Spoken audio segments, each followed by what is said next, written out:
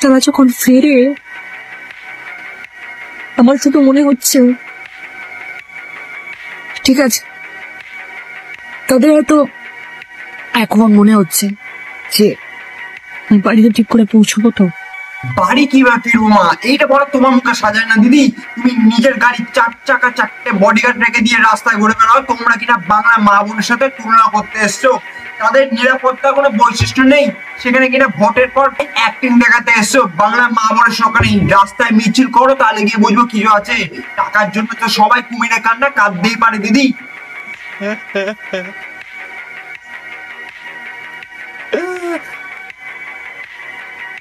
আমার মনে হয় না একটা স্ট্রে ইনসিডেন্টে সবাইকে সমস্ত কিছুকে নিরাপদ না মনে করাটা ঠিক নেই। It is just one of the incidents. পৃথিবীতে সব জায়গায় এরকম করে অ্যাক্সিডেন্টস হয়। রেপ তো একটা নর্মাল ব্যাপার, এটা একটা বিস্তীর্ণ ঘটনা। সৌরভ গাঙ্গুলি কাছে তোমার মেয়েকে তুমি বিদেশে পাঠিয়ে দিচ্ছ পড়াশোনা করার জন্য, সেখানে তো বাংলায় মা বোনের রেপ কেসটাকে তুমি বিস্তীর্ণ ঘটনা হিসেবে দেখাচ্ছ। তোমাকে কিনা বাংলায় মহারাজা সৌরভ গাঙ্গুলি বিখ্যাত প্লেয়ার আমরা বুকের নিজেদের গর্ব মনে করি, সেখানে কিনা তুমি বাংলায় মা বোনের রেপ কেসটাকে বিস্তীর্ণ ঘটনা বলছো। সাবাস। তুমি তোমার নিজের মেয়েকে বিদেশ থেকে এখানে নিয়ে আসো, তাহলেই সে বুঝতে পারবে বাংলায় মা বোনের সুরক্ষাটা ঠিক কতটা আছে। খেলা থেকে চলে এসছো রান্নাঘরে, এখন কিনা ইলিশ মাছ রান্না করে খাওয়াচ্ছ। বাংলায় আর কত কিছু দেখাতে চাইছো। টাকার জন্য মানুষ নিচে নামে জানি, নিজের ঘরে মেয়ে থাকতে অন্য মেয়ের রেপ কেসে বিস্তীর্ণ ঘটনা বলে সে কখনো মহারাজা হতে পারে না বা একটা ক্রিকেটারও না। মানুষকে আনন্দ করবে, একটু মহালয়ের গান শুনবে, জীবনটাকে উপভোগ করবে, তা না সকাল থেকে একটা ঘটনা ঘটলেই সেটাকে নিয়ে দেখাচ্ছে বারবার। সেটা যে 10 কোটি লোকের মধ্যে একটা ছোট্ট ঘটনা, এটা কোনো ন্যূনতম ঘটনাও হতে। হ্যাঁ দিদি, এটা তো একটা সামান্য ছোট ঘটনা, তোমার কাছে তো ছোট ঘটনা মনেই হবে। যেখানে সন্দেশখালী থেকে বন্ধের রাতের পর রাত নিয়ে আসতো শুধুমাত্র টেস্ট ড্রাইভ করার জন্য, সেখানে তোমার কাছে এটা ছোট ঘটনা তো অবশ্যই হবে। চুপ করার জন্য তো আছেই মাসে মাসে 500 টাকা লক্ষ্মীর ভান্ডার, যেটা পাঠিয়ে 1,500 থেকে 1,500 টাকাও করতে চলেছে শুধুমাত্র মা বোনের মুখ বন্ধ করার জন্য। হায় রে আমাদের সমাজ, মা বোনেরাও শুধু পড়ে আছে কখন বাড়বে 1,500 টাকা লক্ষ্মীর ভান্ডার। লক্ষ্মীর ভান্ডার পেয়ে গেলেন, আমি গর্বিত। আমি মনে করি টাকাটা হয়তো সামান্য, কিন্তু অনেক সামান্য জিনিস অতি সামান্য হয়ে যায়। কথা মাথায় রাখবে, দিদির কাছে যেমন পাড়া দুর্গা 85,000 টাকা চাঁদা, তেমনই ডাক্তার বলো বা বাংলার মা বোন বলো 10 লক্ষ টাকার দুর্গা দিলেই হয়ে যায়।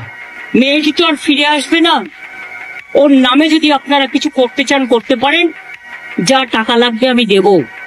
হ্যাঁ, আমরা 10 লক্ষ টাকা তো দিতেই পারি পরিবারকে।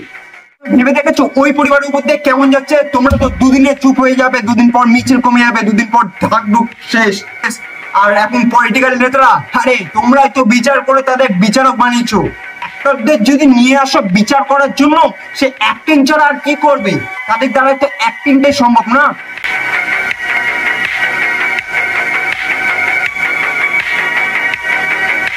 পুলিশ যখন তোমরা গাড়ি ধরো তখন তো পুরো সিংহামের মতো ধরো।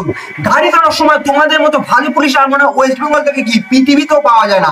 যখন একটা মা বোনের রেপ কেস হয় তখন তোমরা হাতে কি চুরি পড়ে থাকো, সময় তদারকি করো দিদির পায়ের তলায় গিয়ে। আর যখন একটা রেপ কেস হয় তখন 12 বছর লেগে যাবে, কিন্তু তোমাদের ফল আর পাওয়া যায় না। হাতে চুরি পরে বসে থাকা পাবলিক গুলো এবার বলতে চাই তোমার ঘরে মা মেয়ে আছে, অন্তত পক্ষে সেইটার জন্য বিচার করতে আসো। রাস্তায় তো মিছিল দিয়ে যে কেউ দাঁড়াতে পারে, বিচারটা কে করবে? আর জি করে প্রিন্সিপাল এখন পদত্যাগ করেছে। ভাই কুত্তার বাচ্চা ফুটফুটে সুন্দর পদত্যাগ করলে কি একটা মেয়ের জীবন ফেরত দিয়ে যাবে? ভাই সে ডাক্তারি পাস করতো, তার জীবনটা শেষ হয়ে গেল, এখন কিনা দিদি বলছে 10 লক্ষ টাকার বিচার দেবে। আর এইসব মানুষরা পদত্যাগ করে নিজের দায়ভার থেকে আলাদা হয়ে যাবে। ভাই এদের থানায় নিয়ে গিয়ে না বেদর পেটানো উচিত, কিন্তু কে পেটাবে ভাই? হাতে যদি চুরি করে থাকে তাহলে কে পেটাবে? তাও বলো ভাই একটা হিস্ট্রি ক্রিয়েট হলো বাংলা ইতিহাসে। আমাদের পুরো কলকাতায় যে গর্জনে আছে ভাই, এটা দেখে খুবই ভালো লাগছে। সিরিয়াসলি অ্যাজ এ বলছি, ইনফ্লুয়েন্সাররা যেরকম এগিয়ে এসছে আর সমস্ত ইনফ্লুয়েন্সাররা এগিয়ে এসছে, এটা খুব ভালোই লাগছে। আর একটা বক্তব্য আছে, যারা এই যে ফেসবুক পোস্ট করছো যে এইসব ইনফ্লুয়েন্সারদের সিদ্ধারা আছে আর অন্য কারো নেই, এরকম ভুল কথা ভাই। অনেক ইউটিউবার আছে যারা ফেমাস না কিন্তু ভিডিও ছেড়েছে, সেটা তোমাদের চোখে পড়েনি। স্পেশালি একটা কথা বলতে চাই, অরিত্রদাকে আমি সিরিয়াসলি, কার এতটা ক্ষমতা আছে? ধর্ষণ নয়, এটা রাজনৈতিক হত্যা। মিডিয়ার সামনে গিয়ে ডাইরেক্টলি বলতে পারে এটি একটি গণ রাজনৈতিক হত্যা। হ্যাঁ ভাই, বলা ক্ষমতা সবার থাকে না। যেমন এটি একটা আনকাট ভিডিও, আমি ভাই ডাইরেক্টলি সবার সামনে বলছি এবং মুখে বলছি, আমার ভিডিওতে কিন্তু ভাই মনিটাইজ করা নেই, আমি নিজে ডিমনিটাইজ করে রেখেছি। এই ভিডিওটা টাকা কামানোর উদ্দেশ্যে আসেনি। যে গর্জনটা উঠেছে না বাংলা কলকাতা ইতিহাসে প্রথমবার হিস্ট্রি ক্রিয়েট করেছে, সেটাকে প্লিজ তোমরা চালিয়ে নিয়ে যাও, থেমো না। আমি রিকোয়েস্ট করছি, থেমো না, এটাকে আমার জায়গা নেই ভাই এখানে। যদি আজকের না গর্জন তোলো, জীবনে তুলতে হবে না। আমি আদার্স আরো কিছু পাবলিককে বলছি, যারা এই যে রাত দুপুরে জয়েন করতে পারছো না, তাদের একটা উদ্দেশ্য বলতে চাই, তুমি পারছো না কোনো ব্যাপার না, সবাই পারবে তার কোনো মানে নেই, বাট এটাকে সহযোগিতা করো। ফেসবুকে যখন দেখবা বা কোনো পোস্ট দেখবা, সেটাকে শেয়ার করো। দেন শেয়ার করলে না তোমার এঙ্গেজমেন্টটা বজায় থাকবে। আমি এই গর্জন, এই চিল্লানো, এই প্রতিবাদ, এটা শেষ হবে না, এটা চলতে থাকবে যতদিন না বিচার পাচ্ছে। আর যদি আজকে না গর্জন তুলতে পারো, জীবন তুলতে পারবে না। নাহলে পুলিশের মতো চুরি করে বসে থাকো, আর নাহলে দিদির 5-8 সৌরভ গাঙ্গুলির মতো এখন সিদ্ধার্থ যুক্ত মানুষ এখন বেঁচে আছে। অর্থ থেকে শুরু করে জিৎ গাঙ্গুলি থেকে শুরু করে শ্রীলেখা মিত্র, অনেকেই আছে এখনো পর্যন্ত সিদ্ধার্থ।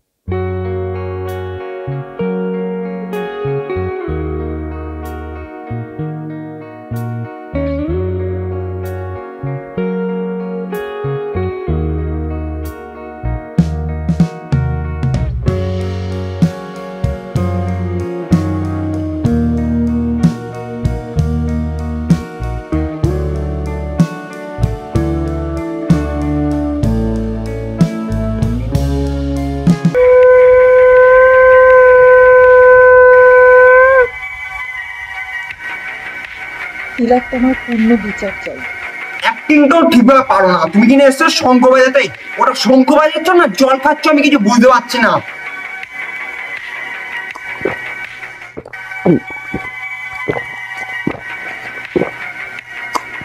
আমি একটা বলতে চাই, যদি বিচার করা এতটাই মিছিলে দাঁড়াও, অনেক অভিনেতা আছে যারা মিছিলে দাঁড়িয়ে নিজেদের প্রতিবাদটা জানাচ্ছে। যদি ইচ্ছা থাকে তাহলে মিছিলে দাঁড়াতে, শঙ্খ বাজিয়ে ন্যাকা করতে না সোশ্যাল মিডিয়ায়। তোমার থেকে ভালো একটা ছেলেও শঙ্খ বাজাতে পারে।